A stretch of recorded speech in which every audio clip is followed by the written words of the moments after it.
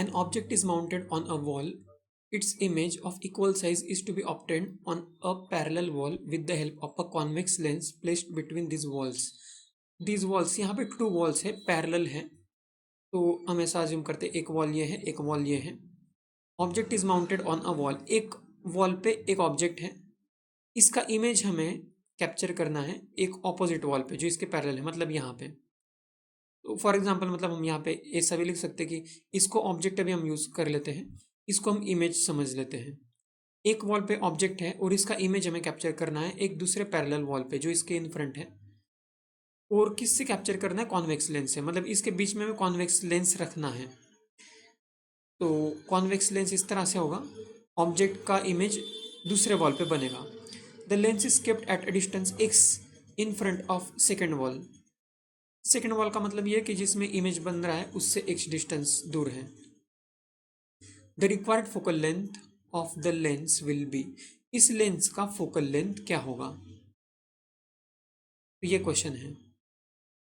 तो सबसे पहले तो इसमें एक ऑब्जर्वेशन अगर किया है तो बहुत आसान हो जाएगा क्वेश्चन. यहाँ पे देखिए इक्वल साइज का इमेज है.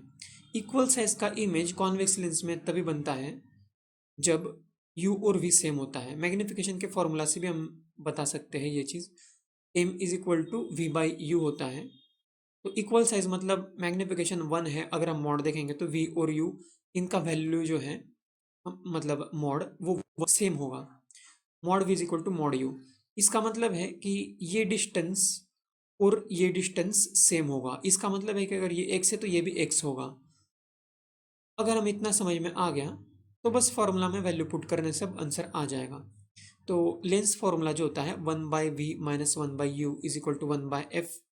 और हमें यहाँ पे ये भी पता चल गया है कि u और v का जो मैग्नीट्यूड है वो सेम है.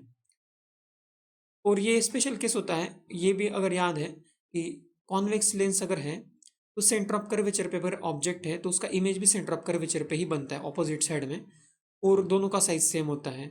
तो एक्चुअली यही केस है, तो हम डायरेक्ट आंसर लिख सकते हैं, लेकिन फिर भी थोड़ा सॉल्व अगर करेंगे हम इस तरह से 1/v. अब इस डायग्राम में हमें v दिख रहा है x, तो ऐसा लिख देंगे 1/x माइनस 1/u. u का वैल्यू लिखेंगे -x क्योंकि x डिस्टेंस लेफ्ट साइड में है, is equal to 1/f. Focal length यहाँ से आ जाएगा.